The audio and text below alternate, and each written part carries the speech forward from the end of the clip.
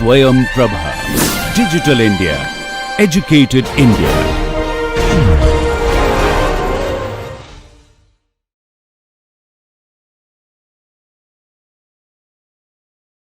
Hello everyone, welcome back to Optimization in Civil Engineering.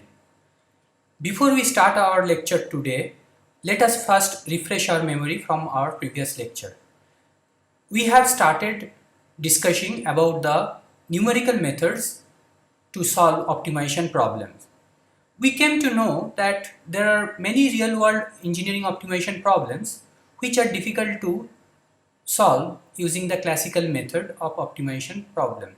However, we have seen that if a function is of unimodal nature, which means the function has only one optimal solution, then we can reasonably use the numerical methods to find the optimum solution.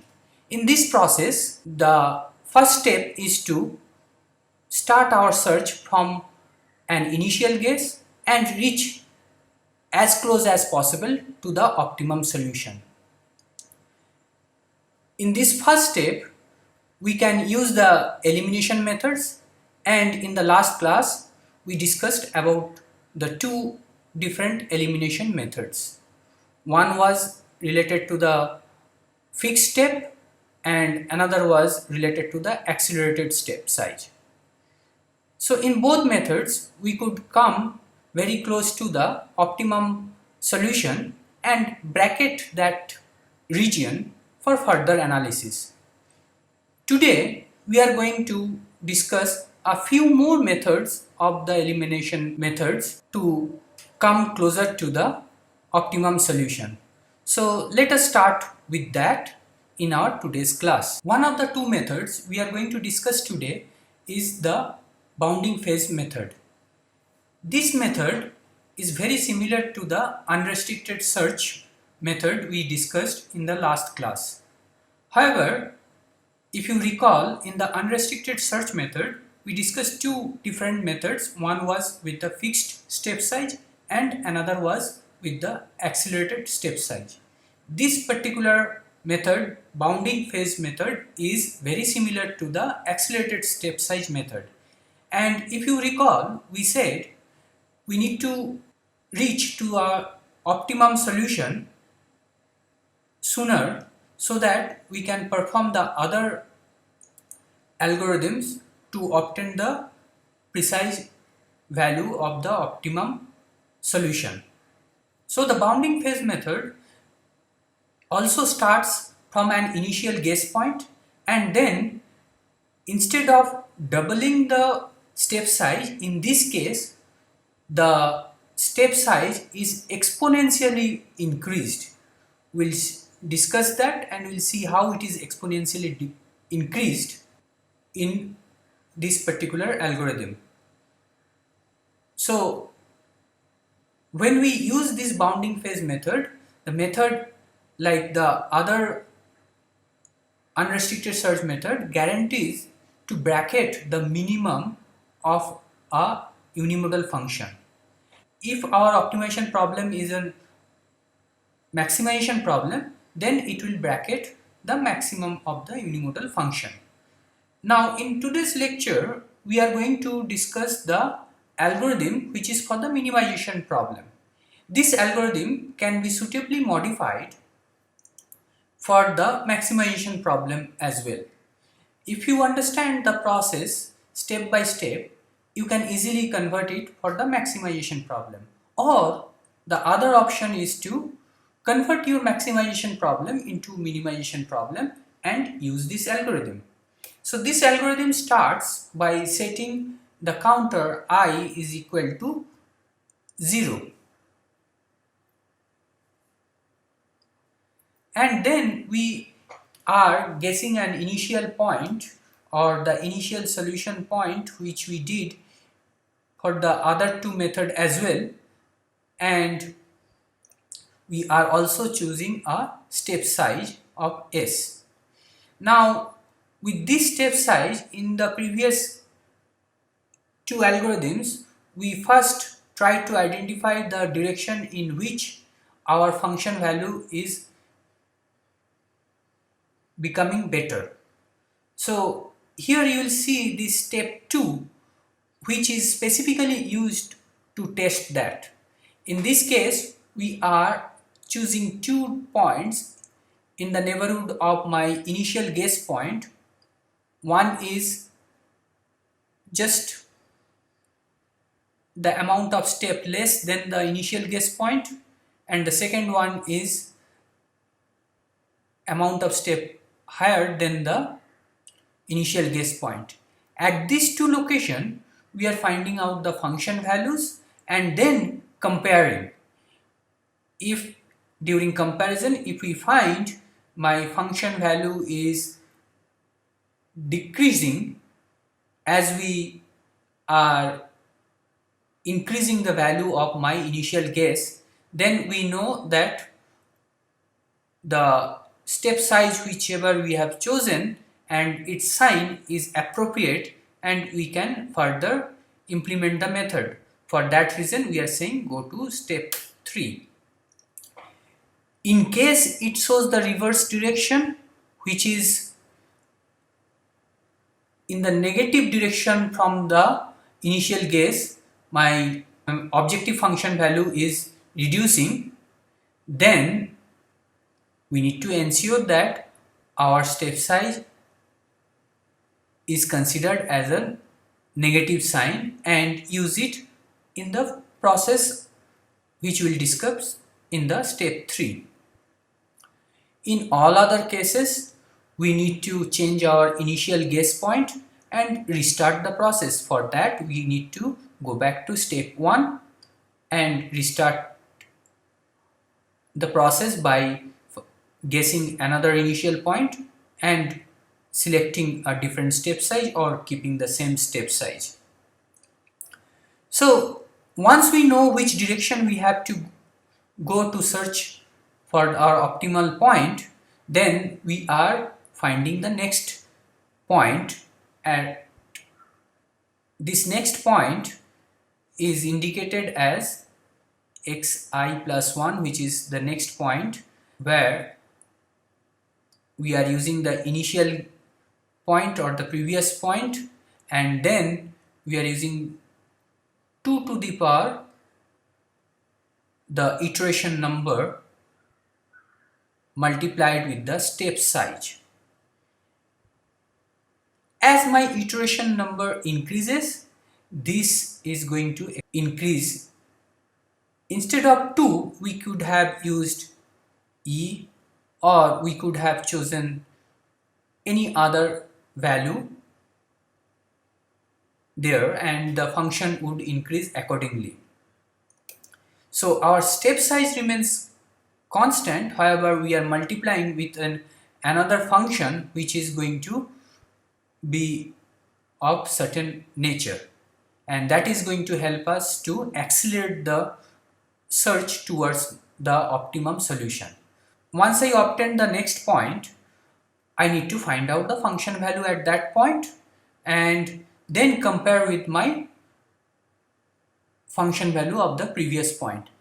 If we find that the new point function value is lesser than my previous point, then it is clear that we are moving in a right direction, and hence we are increasing the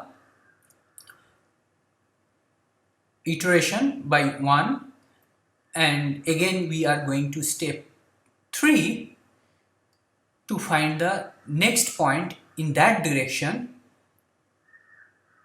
and this process continues until we reach a point or we obtain a point for which the function value is higher than the function value of the previous point. So in that case, we are terminating it and reporting the interval to be between that new point and the previous to previous point.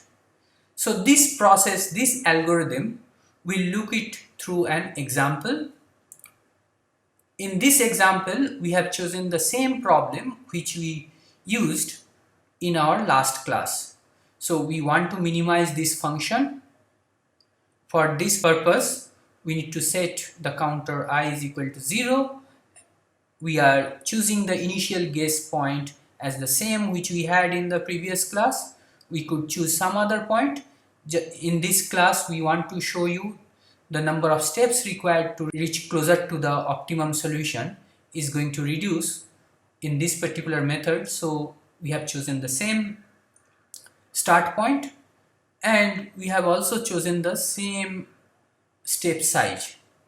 So the first step was to set these values, and in the next step we are supposed to find the direction in which my optimization function is going to be minimum. So for that purpose we are finding two different points, where one point is little bit less than the initial guess point, and there the function value is this. We know our guess point which is xi, and at that point my function value is this, and the third point which is little bit higher than the initial guess point and which is this. For that my function value is going to be this. It is clear that as we increase the decision variable value, my objective function value is reducing, which means keeping the s value positive is absolutely fine and we should progress in that particular direction. Now let's move into the iterative steps where we are going to find the solution. So as I said, we have the initial values which are indicated here. We also know that the step size is going to be positive, and in this direction if we start our search, then our initial point is this. Based on this point, if we use the formula which we had shown in the steps of the algorithm, you will see that the next point is going to be 0.05. So if you recall, the next point was I plus 1 equal to xi plus 2 to the power I times s, and in the first case when I is equal to 0, this term is going to be 0.05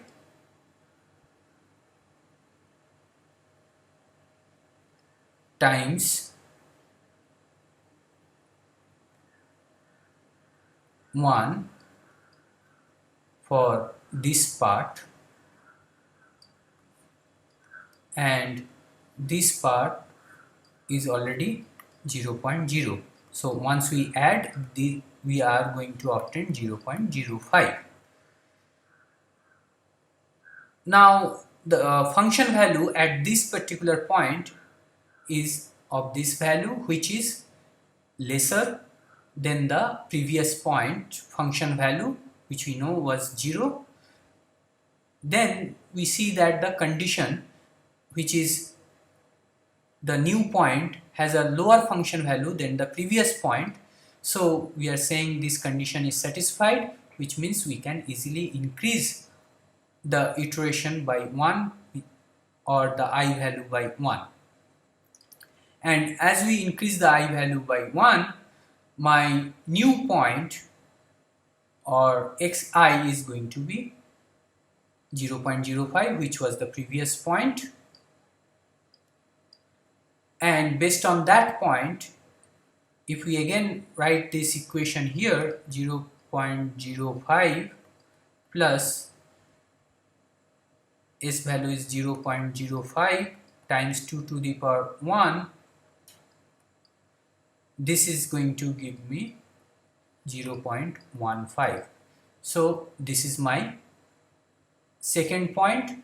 At this point, the objective function value is going to be this, and this objective function value is lower than the previous objective function value, and hence this condition satisfied, and we are increasing the iteration by one more, and the process continues till we reach the point here, and we are still increasing it. So the new point is now 1.55, and the objective function at this particular point is positive 0.0775, and this function value is not reducing from the previous point's objective function value, which was this. It is rather increasing, which means my basic condition, this is not satisfying. So we are saying no, and hence we are terminating the process or stopping the process here and reporting the bracket, which is 1.55, and the other point is the previous point rather, which is 0.35. So we are saying the optimum point is going to lie between 1.55 and 0.35, and the objective function value or optimum value of the objective function is going to be between these two values. Now if we want to see this in the graphical representation, this is our function, and here we started with the point 0. The next point was 0.05, which is here, and we are clearly seeing that the objective function value is reducing. So we take a larger step. From this point we took the larger step, which is 0.15 here, and again we are seeing that the objective function value is reducing. So further we are taking even larger step. From here we are reaching to this point, and here again we are seeing that function value is reducing. So further we are taking a larger step, and we are still noticing the function value is reducing. So after this point we have to note that as we take a larger step to 1.55, our function value is increasing. So we do stop here and we report this point and this point as the bracketing point of the optimum objective function value or optimum solution, and our objective function value is going to be any value between the objective function value at this point and this point. So this is what is reported here. Now one thing you will notice in this particular method is that we need, if we take this as the one of the steps, 1, 2, 3, 4, 5 and 6 steps to complete our bracket and obtain the region within which the optimum solution lies. And if you recall from the last lecture, we actually required 7 iterations to bracket when we doubled the step size. So if we use this method, it depends on the exponential function or the function which we want to choose. We may even reach the bracketing points for the optimum solution faster than the accelerated step method, where we just double the step size. So this is about the bounding phase method. We'll discuss one more method. This is related to the exhaustive search method. So this is one of the very simple method, and this method is applicable when we know the range of our optimum solution. In the previous all 3 cases, we did not anticipate the range, rather we actually came up with the range after the end of the solution. So when we started in all those methods, we did not have the initial range. Whereas in the exhaustive search method, we do need to know the range. And then we are going to further fine tune the range to in a way so that we can bracket very closer to the optimum solution. So this method we can explicitly use when we know the range or within which our optimum solution is going to lie.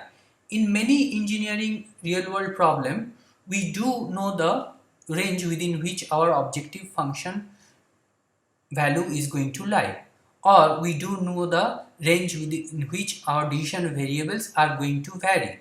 So we can use that property and then use this exhaustive search method to come to an optimum solution. In this particular method, we use the function values like the previous method at number of equally spaced points to come closer to the optimum solution. In this method, we exactly use 3 consecutive function values which are compared, and based on the outcome of that comparison, we either terminate the process or continue by replacing one of the 3 points by a new point. So let us look into the details of the algorithm. Again, this algorithm is for the minimization problem. This algorithm can be suitably modified for the maximization problem, or we can transform the maximization problem into the minimization problem to use this particular method. As I had said, this method is applicable when we know the boundary values or we know the range of our decision variable or the design variable. In this case, we are saying that the A and B, which is the two boundary values of the decision variable, is known, and based on that we want to come closer to the optimum solution. So based on these two values, we want to select 3 points x1, x2 and x3, where at the initial stage we are starting from the lower bound, which is a, x1 is equal to a, and then we are using the fixed step size s and identifying the second point by adding that step size to the first point, and we are identifying the third point by adding the step size to the second point. This step size is calculated based on the length of the boundary. So length of the boundary can be represented by b minus a, and then we also need to know what is my accuracy or to what extent I need to come closer, what should be the final range. So if we want to come very closer, that is going to tell us what would be my step size, and based on that we can decide the number of steps we need to take, and that is going to tell us the number of steps we need to take n. Based on this, we'll look into the function values at the 3 points which we have obtained,